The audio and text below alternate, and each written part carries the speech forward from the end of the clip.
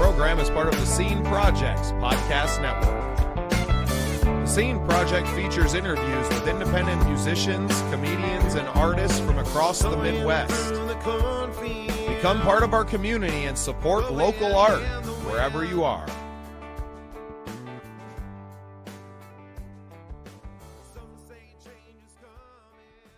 Well, welcome into a very exciting episode of The Scene. I am your host, Bubba Startz, and with me today is West Coast from the Unsigned Hype Radio podcast. Welcome to the show, brother. What's going on? How's everybody doing this morning? I'm good. It warmed up here a little bit in South Dakota finally. It was like negative 30 a few days ago. Yeah, it's cold out here in Vegas, too. Yeah, I know. It's got it like 50. Yeah. Cold enough. Yeah. Before I get too far down the road with you, because I used to live in Vegas years ago, but before we do that, why don't you tell us a little bit about who you are and what you're doing? Well, of course, my name is West Coast. Well, on Facebook is West Coast Bangin'. On Instagram, West Coast Bangin'. Unsigned Hype Radio podcast.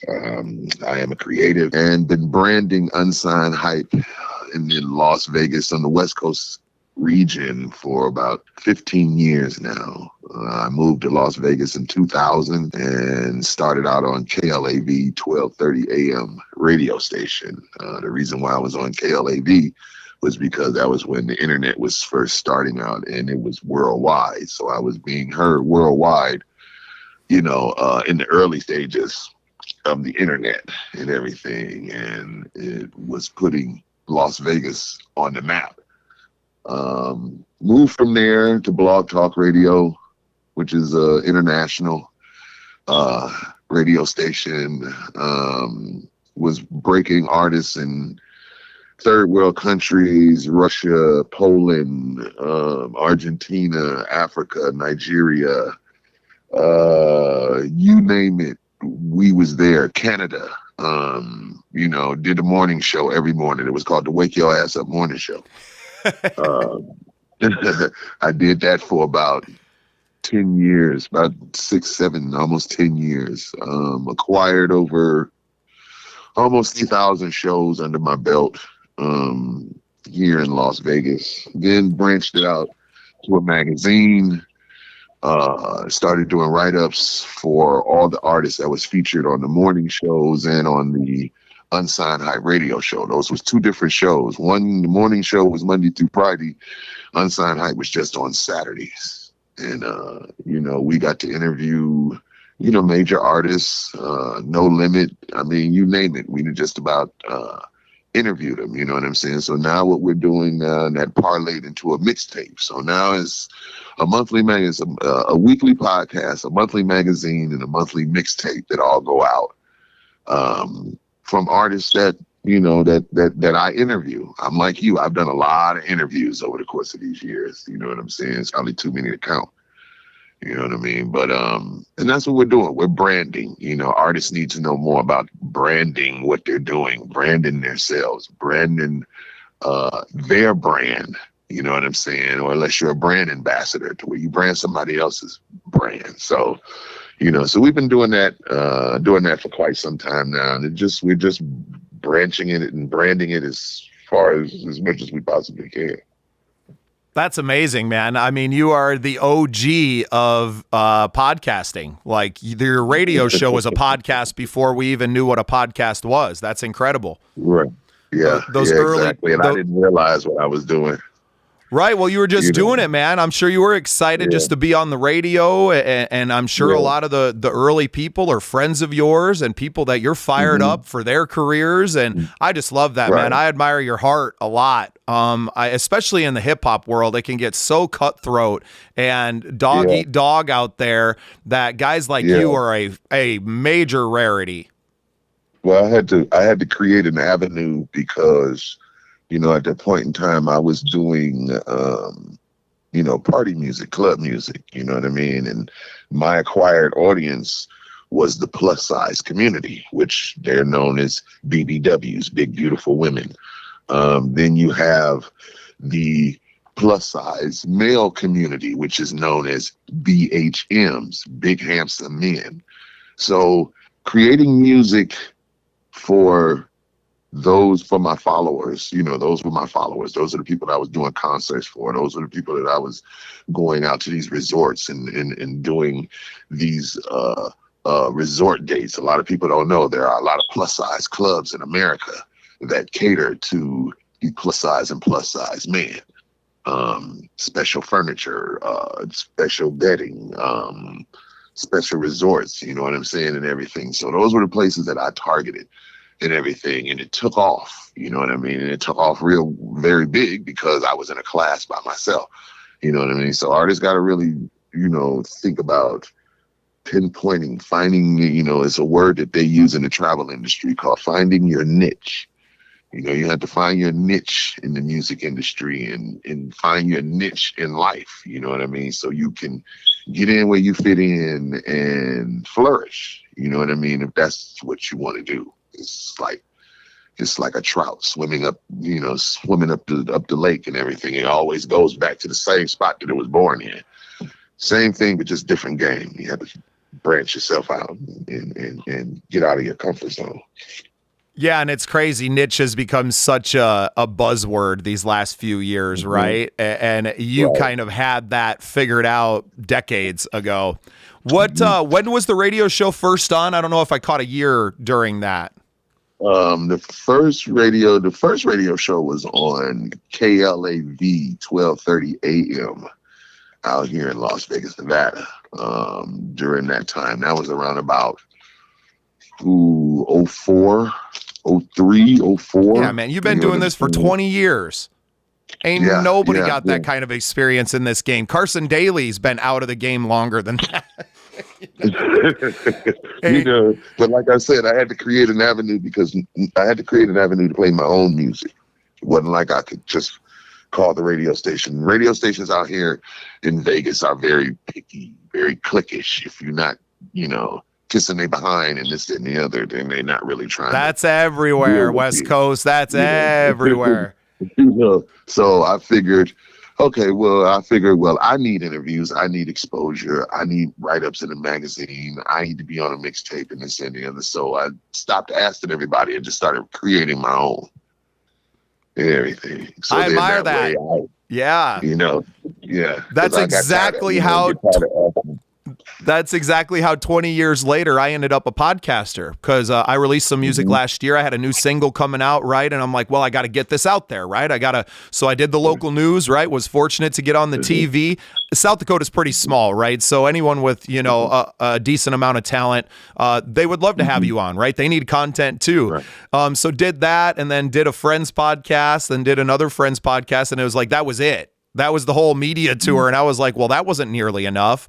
And it was the experience in my buddy's home studio. Shout out to my guy, Dave Holly. He was a 30-year radio vet. So he had just wanted to continue doing what he had done his whole life. So he had a podcast that he did weekly, and he invited me in to be a part of it. And while I'm in there, I'm like, hey, I got one of those. I got an SM7B at home too. I was like, I got a podcast, don't I? It's like, yeah, you do. Right. And he kind of gave me a piece of equipment that we're using right now. It's a Zoom P4. Made me mobile, made me able to plug my phone in that was already full of all these artists' phone numbers because of my networking over 2 decades of being in the music business.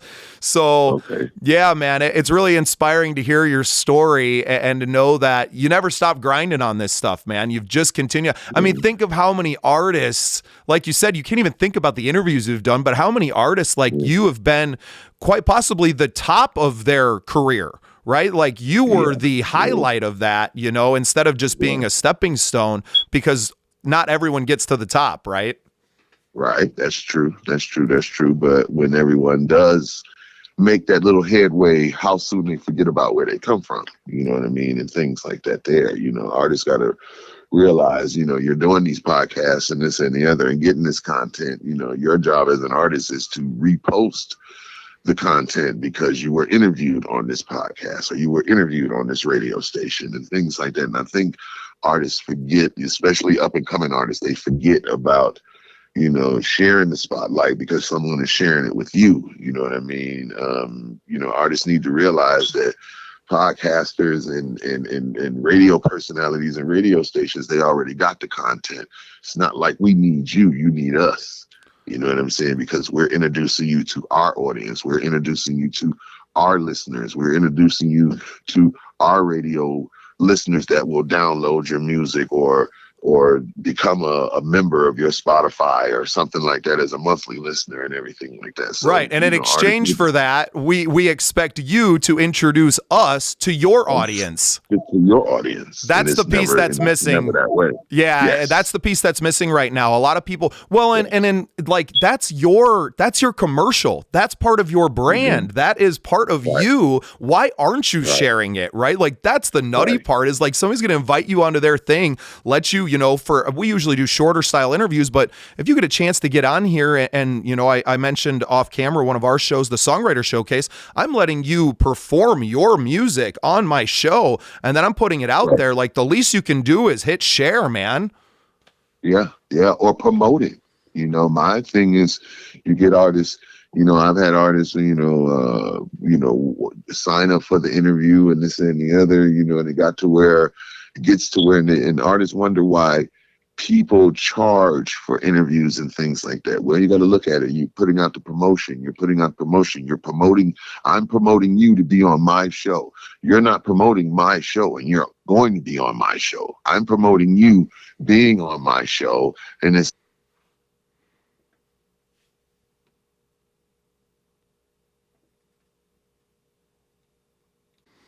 sorry, a little technical difficulty there, but we were talking about people you're coming on this program and I think, we're probably spoiled because everybody thinks they're going to get the Joe Rogan bump, right? And it's like, I'm not fucking Joe Rogan, dude. You know what I mean? And neither are you. We're trying to do this together. I invited you on because I saw you out there hustling your name and doing your thing. And I wanted to connect with you because I wanted to work together, not because I wanted to work for you. And I have a free, and I'm glad you talked about, having to charge for it. Today I had a guy schedule an interview and then didn't show up. And it's like, man, you just wasted that time that somebody else could have been in that spot. Somebody else could have been there. Yeah. You just wanted the free on my end. You just got the free promotion. And then didn't even show up for the interview. So then that's when the interview, and it's sad to say, but in my case, that's when the interview turns into a somewhat of a semi-roasting session because you're showing me your unprofessionality to not even call me and let me know that, hey, I can't make it today. Can we reschedule it? Then that way I can redo my format and still adhere to my listeners and this, that, and the other and everything like that. I could dance around it or this, that, and the other, or still speak very highly of you and just let them know, yeah, we had to reschedule this interview, things come up and everything like that there, and still play your music. Now, when you do that, you don't get either or. You know what I mean? You get the bad side of me and everything like that. And I'm gonna emphasize on your professionability as an artist. Yeah, I just blocked them. I was like, you don't get another shot. And it's somebody that I've worked with in the past too. Like my situation specifically today is like someone who knows me, sees me out here, was like, man, I want to be on your podcast. I'm doing all this stuff. Cool. Schedule the time in and then not show up. I was like, brother, I don't ever want to talk to you or see your face again. You know what I mean? Like if I run into you on the street, I'll be nice to you, but I don't need to see you on my Facebook and in my social media feeds. I want nothing to do with you because now you've proven to me that you're only about you. And I just ain't got time for that. I'm out here promoting other artists every single day, just like you are, right? Like I'm lucky that, I'm able to tag my music is getting out there because it's the intro and the outro music, right? Okay. So that's like the secret way that I'm kind of getting in everybody's heads, right? Is subliminally, you're hearing my music every time, even if you don't know that it's me. And but I love other artists so much, man. Like it's all I want to do now. It took me a while to learn that. When I started these radio shows, the purpose was to play my music, but I got so caught up in this showing love and this, that, and the other, and sharing the platform till I didn't even play my music. I played everybody else's music and things like that. I just recently started playing my music in 2023 after all these years of playing everybody else's music and putting everybody else on and everything like that and putting them before me, which at that point in time really wasn't tripping because it's like I'm in a class by myself. The music that I do is not like your music, things like that. My voice is not even like yours, so it wasn't a big deal to me until I started getting proper management and guidance in this music industry, and getting your music registered properly and things like that. And that's when it became a factor, because it was like, oh, okay, then they're telling me, no, you gotta, that's cool, you showing love to everybody else, but you're an artist too. You gotta play your music. You gotta, put yourself out there. You know what I'm saying? Because if you don't, then you'll get walked over. You'll get looked over. Exactly. Well, and all these people that are coming on your podcast are just walking over you too, and not promoting you, and not being about West Coast. And it's like, look, if you ain't about West Coast, then I don't need you. There's 8 billion people on the planet, and there's millions of artists out there that want to work with people and to put in the work and to be about somebody else too. And I think the more that you work with people like that, that rising tide, right? We always talk about a rising tide raises all ships, and you can't be tied to a bunch of anchors. Yes, that's true. That's true. But you also have to watch who you have around you, because you will get tied to anchors. Right. Well, and I think I'm 38, man. I've been doing this my whole life. You know what I mean? I've been music. I've been a busker. I live down on the West Coast myself. I was out there busking Venice Beach, man. I spent 3-4 months playing on the beach every day, me and my guitar, singing songs, no amplification, no nothing, hustling, right? I almost got arrested in Vegas doing the same thing on the skywalks a couple of times. That wasn't any fun. That's probably why I don't have a lot of love for the police in Las Vegas, but I love the city. I lived there up on the north end of town. Oh man, that was like 2005, 2006. So right around the time that you're starting to pop, I was down there. I could have heard your stuff. I could have seen guys that, you were working with. I remember the guys hustling. They had CD players still back then, putting the headphones on you on the skywalk, man, walking between MGM and New York, New York. Yeah. Man, I loved it. They still do it. Yeah, I bet they do, man. And I love the hustle. I enjoy it. I've always kind of been an entrepreneurial, minded person. I've never, the last 5 years of working in a factory doing, I was a welder after I got out of prison.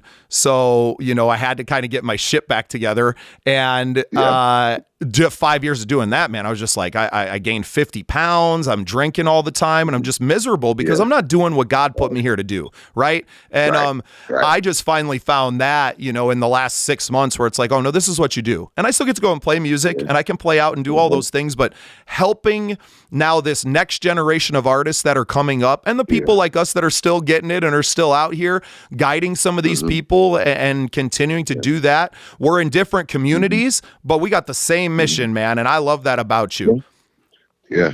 Now, I don't think a lot of people understand that we're all going for the same sunlight under the sun. You know what I mean? So if I got information or something like that there, then it's my duty to share it. You know what I mean? Sometimes you got to get selfish because people won't share their information with you, and it's kind of like you keep putting them up on game,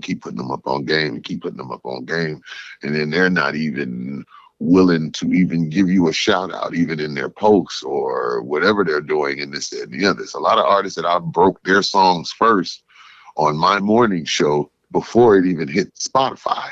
Now they're on Spotify getting these streams and this and the other. Won't even go, yo, shout out to the big homie West Coast for breaking my song on the morning show and this, that, and the other, and getting it played in third world countries before I even could put it on Spotify. Right. You know what I mean? Right. So, and I'm sure a guy like you move on from that stuff real quick. I mean, at this point in your life, it's happened so many thousands of times. It's like you're not going to get caught up on every single artist, exactly. right?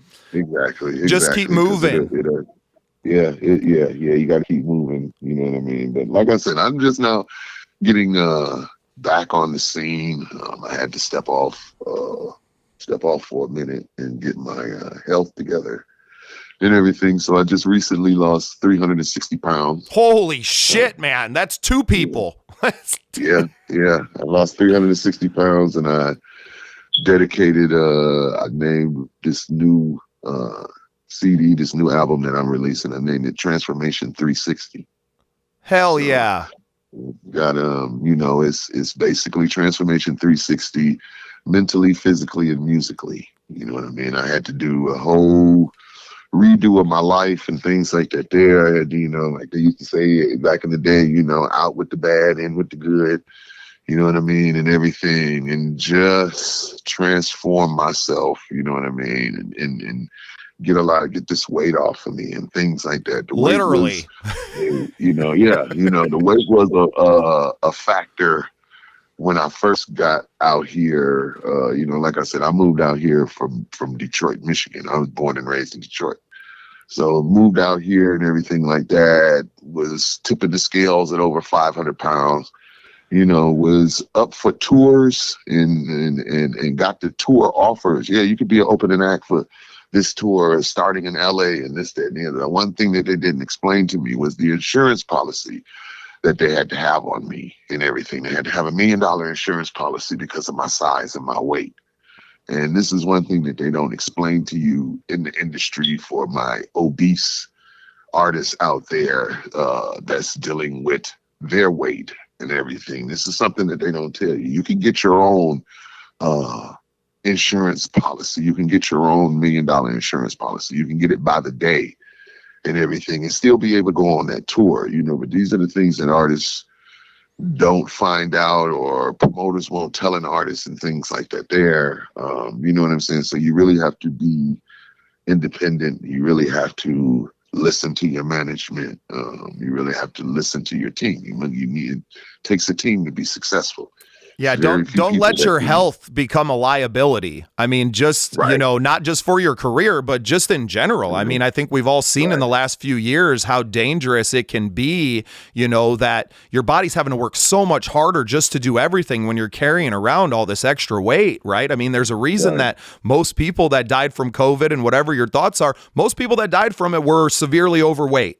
And there's a reason for that, is because your body just can't do what it's supposed to do if you're carrying around, I mean, in your case, 2 extra people. That's me. I'm a pretty decent sized man. I'm 6'1", 190 pounds, man. You had 2 of me on your back all the time and on your legs and on your chest, right?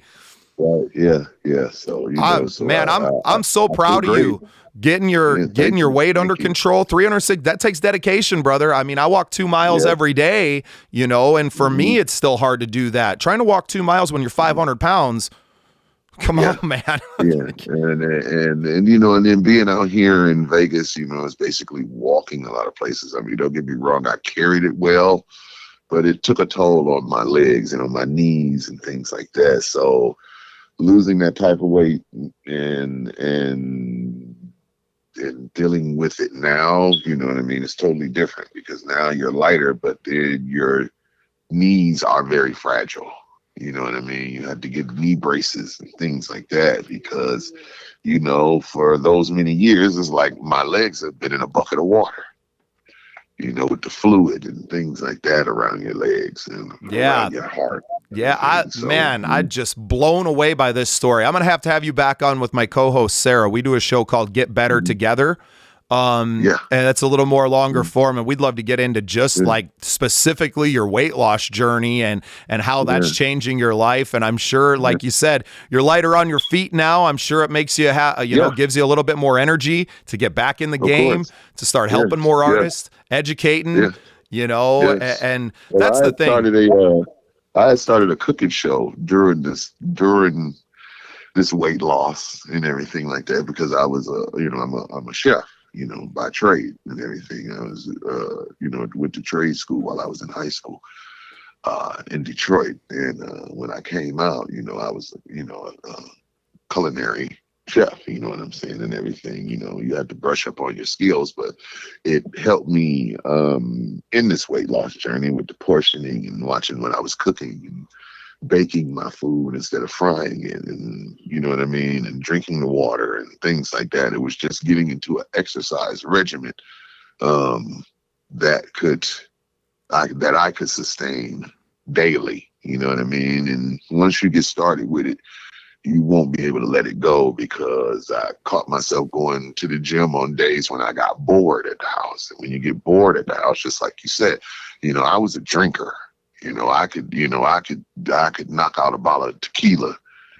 And my Not even drink was feel a tequila. buzz probably at 500 pounds, man. Yeah. And that's the one thing that I was telling people. It was like, yo, I could put a hell of a dent in a gallon of freaking tequila, and a case of Budweiser. Oh hell, they were scared to come in my house because they already knew what I was going to do. Now with that adds fluid.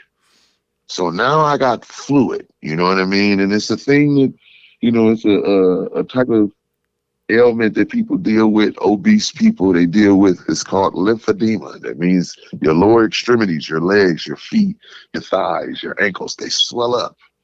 And they swell up to where you can only wear sweatpants. You can only wear a certain type of clothing, and this, that, and the other. Don't get me wrong. Yeah, then the depression sets in because you're dealing with this and this, that, and the other, and you don't have any help until someone shakes you. I'm a God-fearing man and everything like that. Then the good Lord was telling me, no, you got to get yourself together. But it didn't hit home until the doctor was telling me, no, you're not going to make it to see. You know what I'm saying? You're not going to make it to see your daughter graduate from high school. You're not going to make it to see your daughter give you, bless you with a grandchild and everything like that there. And that really hit home because at that point in time, my daughter was a baby. She was just now learning how to crawl. And here I am sitting in the middle of the floor, and it takes me 10 to 20 minutes just to get up out of the middle of the floor because of my weight. And after that, no, it was one thing for sure, two things for certain. When you get in certain situations, diversity will have you make a decision. Either you're going to do or you're going to die. It ain't no in between. And I wasn't going to die. And everything. Got too much to do. Man, I'm so glad we got to connect today. This is me too. Yeah, this is incredible, man. I'm trying to share my story. Hell I'm trying to share my story with people. You know what I mean? Because if I can do it, and trust me, it was no problem for me to order a extra large pizza and sit down and inhale that just myself, just by myself. I say me and my family of 5 don't finish off a pizza. Right. You know what I mean? But I could sit there and finish off one along with 2 40s of All English 800 behind it. You know what I mean? And then drink later, drink hard liquor later on that day, or within the course of finishing the 40. Yeah, fix me a drink. Give me a couple of shots. Wasn't even knowing the type of toll I was putting on my body. No, until you do.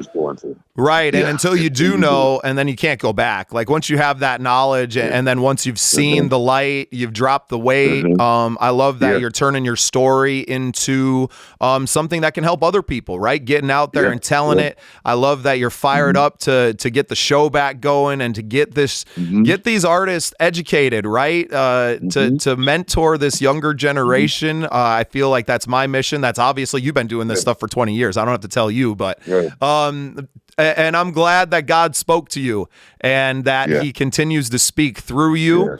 And that's what I've said about this podcast, man, that this is how God is healing the world. He is using this podcast medium to get one-on-one conversations like this, or 1-on-2 or whatever it is. And then this goes out to the world and right into their ears, and it's changing it. It changed me. You know what I mean? Podcasts changed my life. And so what can they do for you? I could tell my story. Exactly. Everybody got a testimony. You know what I'm saying? And yes, everything. sir. I got my first single when I first came back, when I was losing this weight and I came back and everything like that. And I'm a travel agent also. I own the travel agent's business, home-based business and everything. So I was flying back and forth to Texas. And the one thing that I wanted to do before I left this earth or anything was to record with my kids, was to do music with my kids. And I was able to do that. Me and my oldest son, his name is TNG. He's out there by the name TNG is the next generation, TNG nice. 313. I called him up, son, I always wanted, your dad always wanted to do music with you in the city. He said, okay, then. I said, well, not a problem. I'll fly out there because I was getting one-way tickets for little or nothing just to fly to San Antonio, Texas.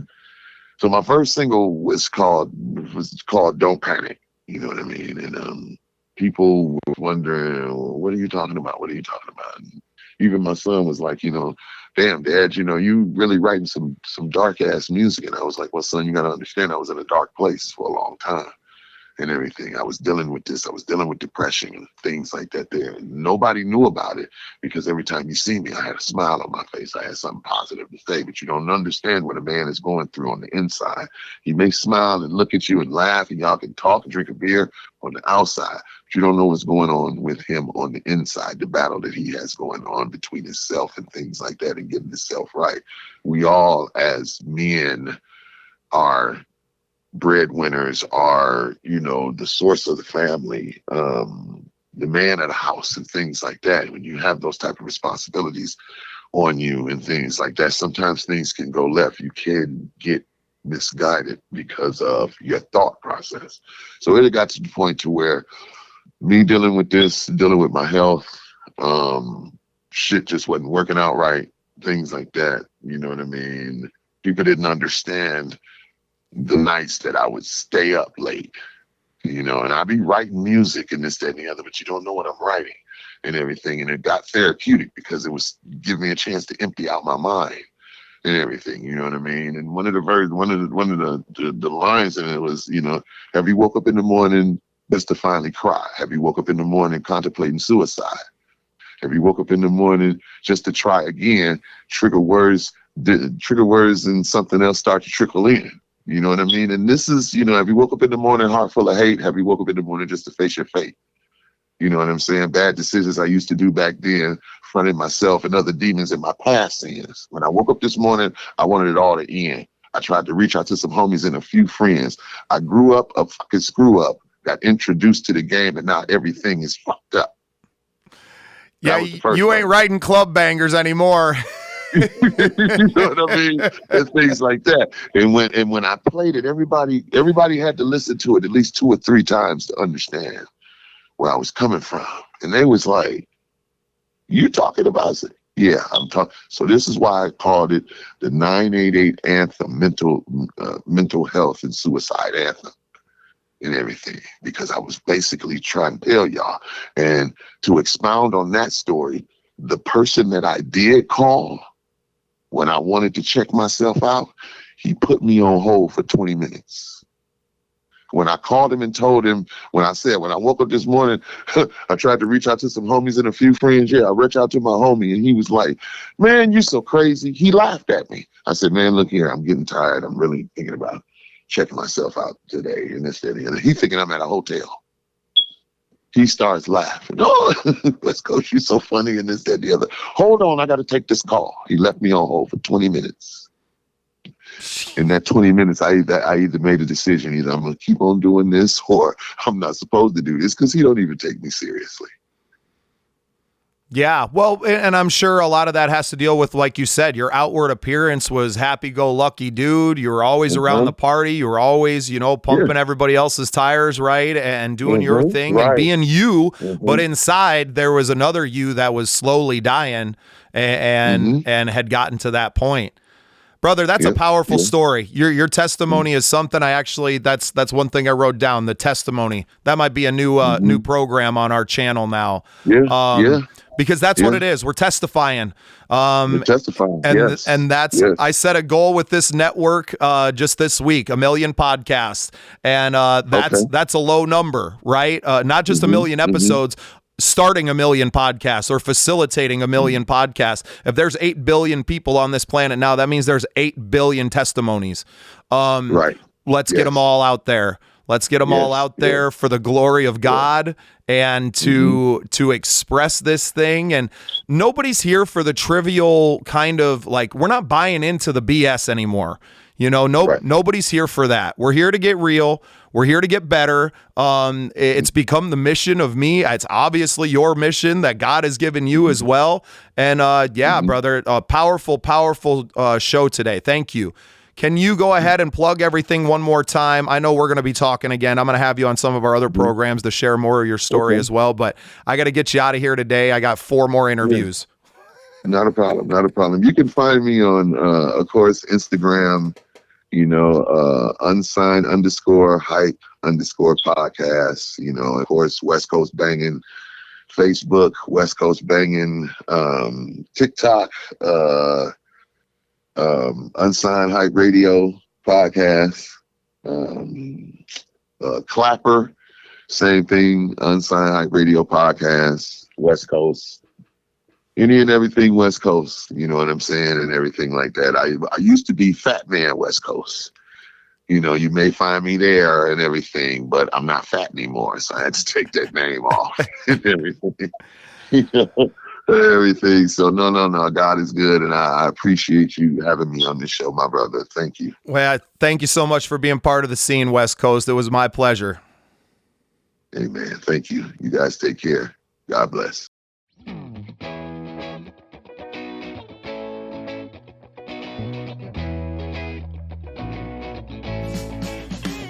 Thanks for tuning in to the Scene Projects Podcast Network. We appreciate you listening. You can find more at thesceneprojects.com. Join our community.